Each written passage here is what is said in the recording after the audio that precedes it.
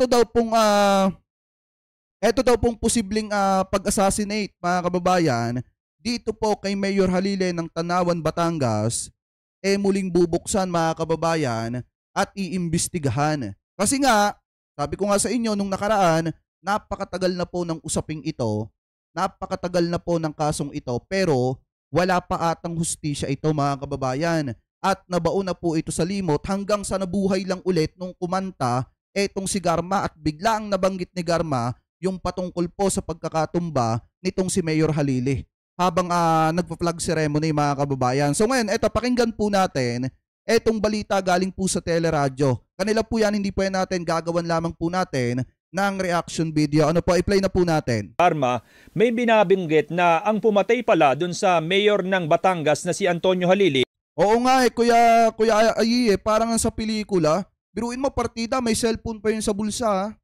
Yung nangyari kay Mayor Halili, may cellphone pa yun, mga kababayan, sa bulsa, pero tumagos ata sa cellphone yung bala, and then, mga kababayan, parang pumutok pa dun sa loob. Kasi parang ang bala ata nun, yung parang may tuldok yung yung dulo.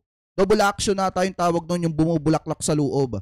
Mga kababayan, ganun yung nangyari sa kanya. Kaya nga, kung yun ay simpleng bala lamang na tumama dun sa cellphone, hindi siya magagrabihan dun, mga kababayan. Pero since may double action nga yung mismong bala, mga kababayan, dun siya nalintika nung pumutok dun sa loob ng kanyang katawan, namulaklak, ika nga. Anyway, ipagpatuloy pa natin. 2018 ay pulis din. Ano hong next move ng PNP? May binanggit pang apelido ng pulis. Yes po sir, may binanggit po siya na a certain Major Albotra Di Umano yung sinasabi na nagkiklaim na may kinalaman sila doon sa ginawang pagpatay nga po kay Mayor Halili ng Tanawan. Yeah, tama si Kuya Ayi, sabi dito high velocity double action. Yes, yun nga yung ginamit kasi tumagos sa cellphone. Nandito kasi yung cellphone ata nasa may bulsa. Mahilig naman yun, mga kababayan, na kapag ka nagpa-plug ceremony dito nun inilalagay yung kanyang cellphone.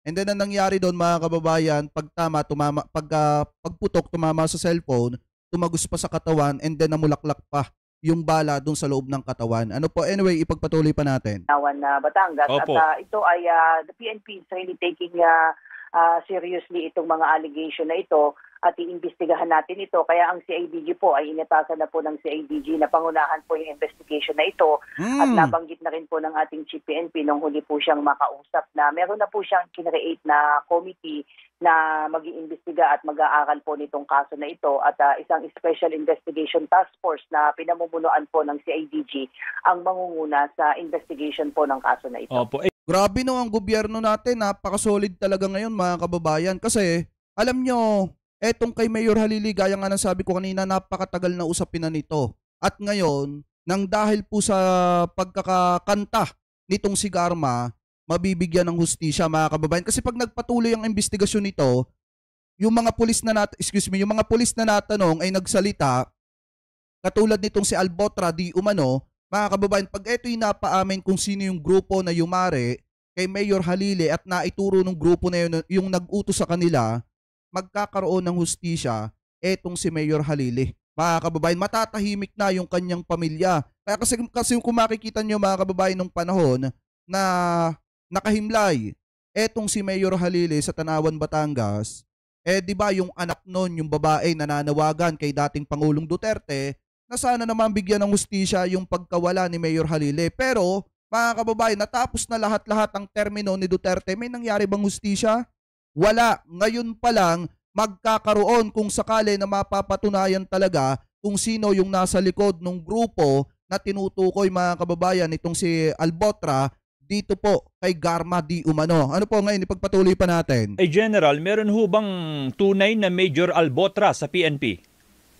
Kung titignan natin Sir Johnson, yung personnel accounting and information system natin o yung PAIS ay meron pong 5 pulis na may apelyido po na Albotra. Subalit yung 3 po dito ay matagal na pong retired way back 1987, 2014 pa po.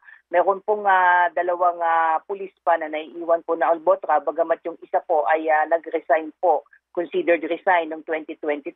So, sa ngayon po ay may isa na lamang pong active na PNP personnel. Yan nga po yung si Captain Albotra po. Pero hindi Nako. naman po tayo sigurado at sinasabi na ito po yung tinutukoy ni dating Colonel Garma dahil wala po siyang binigay na first name po. Opo, tsaka in fairness naman sa mga may Alfredong Albotra, kung ikay nasa hanay ng PNP din at binanggit lamang Albotra, ay bigyan din naman ng pagkakataon para pagpaliwanagin yung tao pong yon. Tama. Una, nakausap na ho ba ng PNP yung active police? At saka mga kababayan, pagka nakaharap naman ni Garma yan sa Quadcom, let's say ipatawag etong si Albotra at nakaharap nitong si Garma dito sa Quadcom, madali naman niya makikilala kung sino yung tinutukoy niya mga kababayan. Doon magkakaalaman sa mga susunod na hearing mga kababayan kapag ka ipinatawag na etong si Albotra. Ano po kung magkakaroon pa ng hearing etong Quadcom? Ano po ngayon ipagpatuloy pa natin? Police ng Alfredoy Albotra Kasi wala tayong balita kung kailan yung sunod na hearing eh. Pagpatuloy pa natin. o kahit yung nag-retired po ikanyo noong 2023. May ads pa. Anyway, ay shoutout Shoutout po sa inyong lahat Po kanina si General Anthony Aberin, yung pong Regional Director po ng Police Regional Office 7 at tinanong po niya itong si mismong si Captain Albotra at dininay po nitong pulis na siya po ay may kinalaman. Meron daw sabi ni Congressman Abante, yon mas maganda. Pagka may susunod na hearing pa kasi unang-una, pagka ipinatawag itong si Albotrang ito mga kababayan, itong tinutukoy ni Garma, madali naman niya makikilala yung muka. Kasi sabi nga niya, nagyabang sa kanya mga kababayan. So madali naman niya maituturo yan. No, dito sa kaso po na ito at kung matatandaan daw po niya noong mga panahon na nangyari po yung insidente po na yon ay nasa Cebu lamang daw po siya. Pero meron hubang pulis na Albotrang na destino man lamang halimbawa somewhere in Batangas nung time po na yon? Well, kung titignan natin, sir, itong mga mga pulis na mayroong pangalang Albotra ay wala pong na-assign sino man sa kanila diyan po sa parte po ng Batangas po. Sa bagay, kung halimbawa ang trabaho naman para maging assassin ni dating Mayor Antonio Halili, hindi naman kinakailangan nakadestino ka sa Batangas, di ho ba? Tama po, sir. Kung ikaw nga talaga ay may hangarin na kumitil ng buhay, hindi mo kailangan doon ka mismo sa area na iyon. Kaya kung titignan natin yung statement ni Ruyina Garmang, sinasabi nga po niya na itong certain Major Albotra ay naka-assign sa Region 7. Kaya talagang diba? hindi natin maaalis yung isipin natin na maaaring itong Albotra na ito na incidentally ay naka-assign sa Region 7. But sabi nga natin, diba? ay kailangan din natin talaga imbestigahan kung talagang isa itong tinutukoy o pulis nga ba itong sinasabing Major Albotra. So to be fair, dito sa pulis po na ito ay... Hindi naman kasi talaga mga kababayan, sa totoo lang, hindi mo kailangan maging pulis Batangas para ipatumba lang yung isang mayor ng taga Batangas din. Mga kababayan, ang kalimitan kasi na kinukuha talaga kapag kaganyan, yung mga trabaho mga kababayan, kung i-analyze natin, kukuha sila ng taga-ibang lugar. Ano po para malinis mga kababayan at hindi makilala. Kasi pagka taga Batangas din, and then namukhaan mga kababayan ng mga tao doon sa pinangyarihan ng krimen, mas madaling maituturo din mga kababayan Pero kung taga-ibang lugar yan, mas malinis yung trabaho. Ano po ngayon, ipagpatuloy pa natin. He will have his time na magpaliwanag po at iimbestigahan po itong kaso na ito. So paano po mangyayari, General Jean? Babalik ho ba tayo sa kumbaga square one ng investigation kung paanong pinagplanuhang patayin si Mayor Antonio Halili para matukoy kung sino yung nasa likod ng pagpapapatay sa kanya? Ganun po ba yun?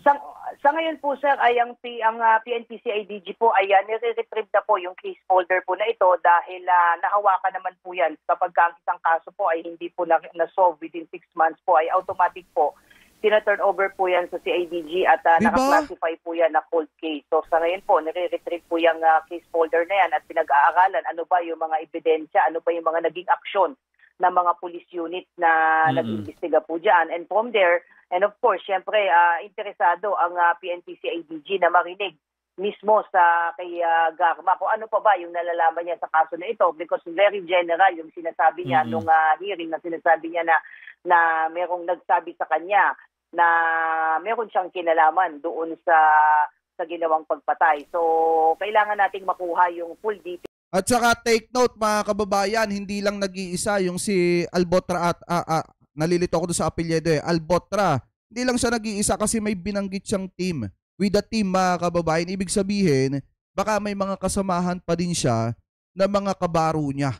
Mga kababayan, kasi hindi magagawa ng isang basta birador, mga kababayan, yung pagsipat ng napakalayo. Kasi ang layo kasi ng pagitan talaga doon sa flag ceremony at saka yung mismong pinwestuhan ng tao na bumira kay Mayor Halili, mga kababayan. Kaya kung titingnan natin, yung tao na gumawa ng sobrang hasang-hasa at sanay na sanay, mga kababayan, na tumirada ng malayuan. Ano po, kaya kung iisipin natin, hindi lang normal na tao yun Baka nga talagang siguro may pagkasap pa nga, mga kababayan, yung tumira kay Mayor Halili. Anyway, ipagpatuloy pa natin. Doon sa sinasabing information na alam ni Ruyina Garma po. Sa inyong pag-aalala ba, General Jean, yun hubang kaso ng pagpatay kay Mayor Antonio Halili ay naresolba ho ba o as in naiwang hangin kung yung mga tanong hindi po nasagot? As far as I can recall, sir, parang wala naman pong na-identify doon. Parang Except ganun of course, no? ang na-establish po doon ay sniper, yung kumitil ng buhay. Doon sa Madamo. Diba? Sabi ni Kuya Aye, sniper ng Special Action Force ng PNP. Tingin ko din, Kuya Aye, kasi hindi kung normal na taong gagawa nun, baka sumablay yun. Tingin ko hasang-hasa yung gumawa nun na talagang parang mga kababayan, isang pulis din. Di umano, mga kababayan ha. Ngayon, kung titingnan natin itong paliwanag dito ni Jean Fajardo ng PNP, mga kababayan, parang sinasabi niya dito na hindi talaga nagkaroon ng justice, mga kababayan, itong pagkawala ni Mayor Halili. Ika nga, mga kababayan, natabunan na ito ng napakahabang panahon nang wala man lang hustisya na nakukuha yung pamilya Halili. Kaya dapat talaga nabuksan etong kasong ito at magkaroon ng tuldok etong usaping ito, mga kababayan. Kasi hanggang ngayon naghihintay ng hustisya at naghahangad ng hustisya pa rin ang pamilya Halili. Kasi nga nung panahon ni Duterte, nanawagan sila kay Duterte, pero natapos na lahat-lahat ang termino ni Duterte, wala naman nangyari.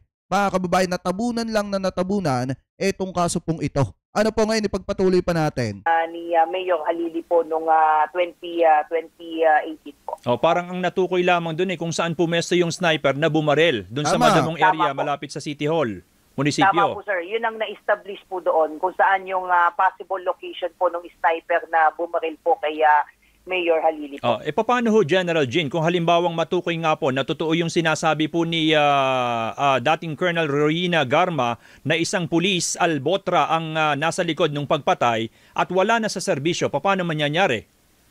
Wala, habulin pa rin natin ito regardless kung ito ay isang aktibong pulis, isang retiradong pulis at base dito sa sinasabi ni Ruyina Garma ngayon sa mga lumalabas na mga statements at revelation ay ibabangga natin yan doon sa mga available na mga ebidensyang na-recover natin at hopefully because of this revelation po ay kung sino man po ang meron pang. Tama, Kuya Aye, sabi niya dito, Barayuga assassination cold case. Mayor Halili assassination cold case. Tama, kasi wala talagang nangyari nung panahon ng Duterte administration. Anyway, pagpatuloy pa natin. Nalalaman dito sa kaso po na ito ay siguro it's high time to speak the truth na ma-sustain natin itong ginagawa nating investigation at hindi lamang kasi kung sa statement alone ni Ruyina Garma ay hindi tayo i-stop doon kasi kung yun lamang ay siguro ay hindi sapat yun. Kung ako ang tatanungin mo, hindi sapat yun. Bagamat sabi nga natin, aalamin pa natin kung sino itong Albotra na sinasabi at kung may mga Albotra nga tayong pinag-iimbestigahan ngayon, aalamin natin asaan sila noong mga panahon na pinatay si Mayor Halili. Kung sinasabi nilang malayo sila sa lugar doon, ay aalamin natin. May mga dokumento naman siguro tayong makikita kung talagang bumiyahe sila from somewhere else at pumunta po dito sa Maynila or even sa Batangas, ay matetrace naman po natin yan. Hopefully po ay may matetrace pa po tayo mga dokumento. General Jean, yung active pong pulis na si Captain Albotra ngayon, anong turing sa kanya ng PNP? Paano po siya? Well, sa ngayon po ay unang-una, we have to be clear also na hindi pa naman siya tinuturing na persons of interest kasi nga walang binigay na pangalan itong si Ruyina Garma. Kaya interesado talaga ang PNP, makikipag-coordinate tayo sa sa Quad Committee para makausap itong si Ruina Garma para magbigay pa ng ibang detalye.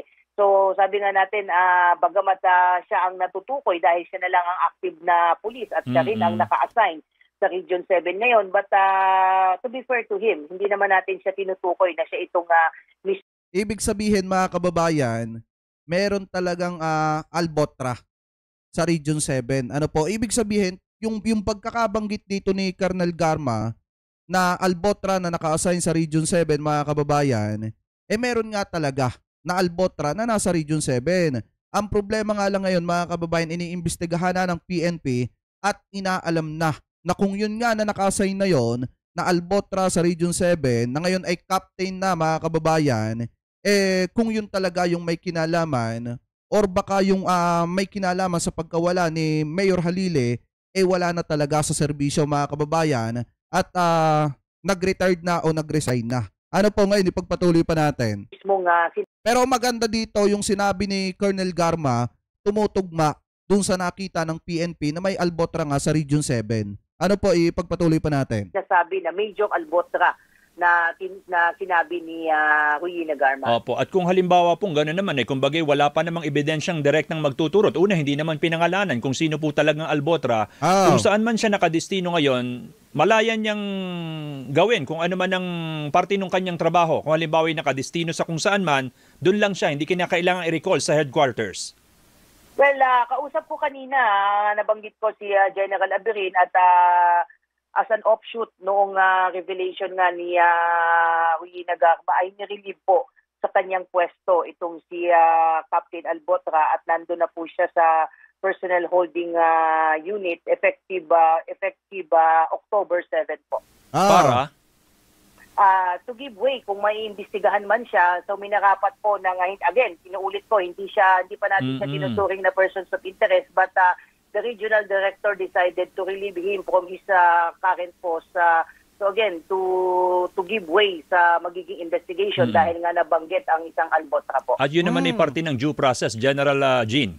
Tama. Tama po, sir. At we will observe due process, again, to be fair to everyone. At bibigyan natin ng pagkakataon na kung sakasakali talaga siyang ipapatawag, I understand, ay may plano rin po ang Quadcom na ipatawag siya. So yung kanyang pagkaka-relieve sa kanyang pwesto po at nasa holding unit, ayun din po yung assurance na anytime na kailangan po siya sa mga gagawing investigasyon, hindi lamang po ng Quad Committee, pati na rin po ng PNP o iba pang ahensya ng gobyerno, ay masisiguro po natin ang kanyang attendance po. Bukod dun sa kaso po ba ng pagpatay kay dating Mayor Antonio Halili, meron pang ibang halos kapareho na ang involved ay police? Titingnan natin isa-isa yung mga naitala na mga killings at shooting nung nung nakaraang administrasyon dahil ito lamang ang concentration natin ngayon because it was specifically mentioned by no less than Ruina Garma during her testimony sa Quadcom, but definitely because of the recent revelation ay talagang pag-aaralan natin at iisa-isahin natin itong mga cold cases na mga kaso involving killings to really come. Ang problema kasi mga kababayan, ang binabanggit kasi ni Garma, major. Pero yung nasa Region 7 kasi parang captain ata yun ngayon, mga kababayan. Kaya medyo magulo talaga since walang binanggit itong si Garma na pangalan, yun yung mahirap, mga kababayan, kasi apelyedo lang, last name lang, yung binanggit nitong si Garma sa kanyang paliwanag dito po sa Congress. Kaya nga ang ginagawa ngayon ng PNP, iniimbestigahan na po nila kung eto bang tinutukoy nitong si Garma, mga kababayan, kasi 5 nga daw or 4 yung albotra, mga kababayan, na na-assign dyan po sa Region 7, mga kababayan. Ngayon, ang ginagawa dyan, inaalam ng PNP kung eto ba mga ito, isa ba sa mga ito, or yung binabanggit nitong si Garma. Kaya nga gaya ng sabi natin kanina, kapag ka iniharap yung mga albotra, mga kababayan, dyan po sa kamera, dyan sa Quadcom, at nakaharap ni Garma, madali niyang ituro kung sino yung nagyayabang sa kanya na di umanong nagtumba or nagpatumba dito kay Mayor Halili. Ano po ngayon, ipagpatuloy pa natin. Out with a credible investigation this time po. General Jean, kasama ho ba dyan yung questionabling pagpatay or pagkapatay kay dating Mayor Espinosa Sr. ng Ozamis? Well, possibly, isa po yan sa i-review natin. Bagamat yung kaso po laban sa mga pulis, I understand, ay naisampa po sa kaso yan. Ah, At na-dismiss po at doon na-dismiss yung kaso laban sa mga pulis. But it will not preclude naman the PNP to check and review these cases po to find out kung naging maayos ba yung pag-iimbestiga para naman not only for the sake of the family and in the interest of transparency at seryoso yung PNP leadership, Sir Johnson. Paulit-ulit sinabi ng ating Chief PNP, the only way we could rise against this revelation at saka talagang makabangon ng PNP sa mga ganitong seryosong allegation is we could show to the public yung sincerity natin na maimbestigahan ito properly. Opo, isa na lamang po. How about po yung allegations ng reward system sa implementation ng drug war? Well, naglabas na rin po yung utos ng ating Chief PNP dyan at hinimok nga po niya no less than yung ating mga dating former Chief PNP kasi napangalanan din sila during the statement po ni Ruyena Garma na sinasabi di umano na itong mga dating Chief PNP ay alam itong reward system. So, I understand may dalawa na pong former Chief PNP na nagsalita denying any knowledge about this reward system. But it's good to hear from them na kasi to be fair din sa kanila, in fairness to them, pangit din naman na parang sweeping yung naging allegation na lahat ng Chief PNP during that time ay alam itong reward system. But kasama po yan sa gagawing investigation po ng PNP kung paano ba talaga itong sinasabi na reward system at malaking bagay na ma-put into record natin itong mga statements ni Ruyena Garma. Bagamat yung kanya mga statement under oath naman, ay yun ang magiging basihan natin dahil yun naman ay sinabi niya under oath. Yun yung matindi kasi mga kababayan dito sa mga binitawan ni Garma na salita. Ano po na kahit medyo magulo mga kababayan na sinasabi ni Garma na yung Albotra major na ngayon ay lieutenant colonel mga kababayan. Kahit medyo magulo, ang mahalaga doon naka-under oath etong si Garma. Ano po, at uulitin ko yung sinabi ko kanina, kapag ka pinagharap-harap na sila sa Quadcom, madali niyang marerecognize kung sino yung Albotra na tinutukoy niya mga kababayan. Madali niyang maituturo mga kababayan kung sino yung nagyabang sa kanya. Kaya nga much better, lahat ng mga Albotra mga kababayan na destino dyan sa Region 7, nag-retired man, nag-resign man, or hindi mga kababayan, much better imbestigahan and then ipatawag sa kamera at ipaharap dito kay Garma para maituro niya, ma-identify niya kung sino talaga doon yung nagyayabang sa kanya na nasa likod ng pagtumba dito po kay Mayor Halile ng Tanawan, Batangas. Ano po, kasi kung titingnan natin, medyo magulo talaga mga kababayan. Sinasabi doon, may isang Albotra na natira. Kaso nga lang ang problema, captain ata yon mga kababayan. Ano po? Anyway, kayo, ano po ang komento nyo mga kababayan hinggil po dito sa nalalapit na hustisya para kay Mayor Halile? Kasi napakatagal po talagang natulog ng kasong ito mga kababayan, sa totoo lang. Panahon pa ni Duterte, natapos ng termino ni Duterte mga kababayan, walang nangyari po dito. Tama nga yung sinasabi ni Duterte mga kababayan na kapag ka ikaw ay natumba, 2 araw, 3 araw pag-uusapan ka lang ng media. Ilang newspaper lang yan. Pagkatapos niyan, wala na yan. Baon na yan sa limot. Mga kababayan, ganun yung nangyari kay Mayor Halile mga kababayan, kina Barayuga at kina Espinosa. Ilang araw lang pinag-usapan yung pagkatapos baon na sa limot. Hindi katulad ngayon mga kababayan na may mga vlogger na kayang kalkalin kahit napakatagal na usapin na po. At kayang pag-usapan at ipaintindi sa tao na kailangang mabigyan ng hustisya si ganito at si ganyan at nakalabag si ganito ng karapatang pantao. Kaya kung titingnan po natin, napakatindi nga ng administrasyon ni PBBM ngayon kasi yung mga dating cold case mga kababayan nabubuksan ngayon at unti-unting nabibigyan ng hustisya yung mga pamilya na hanggang ngayon ay naghahanap ng hustisya. Ano po na hindi na ibigay sa kanila nung panahon ng Duterte administration. So kaya mga kababayan, ano po ang komento ninyo hingil po dito sa mga topic po na tinalakay po natin? Ano po masasabi nyo hingil dun sa interview ni Colonel Busita 1 year ago, mga kababayan, na kung saan saglip nga naman, kung titingnan natin saglip na pasalamatan siya, ang nangyari nung pinasuko niya yung 20 na nasa list, tegi sa trabaho. Natanggal siya mga kababayan sa kanyang serbisyo bilang isang pulis. Ano po, kaya kung titingnan natin medyo mapait ang kapalaran ng mga panahon na yon kapag ka kumontra ka sa administrasyon ni Duterte. Salo sa mawawalan ka ng trabaho, papalabasin ka na di umano sangkot sa ipinagbabawal na bato, at ang mangyayari sa'yo, baka mapatulad ka pa kay Dilima na naipakulong.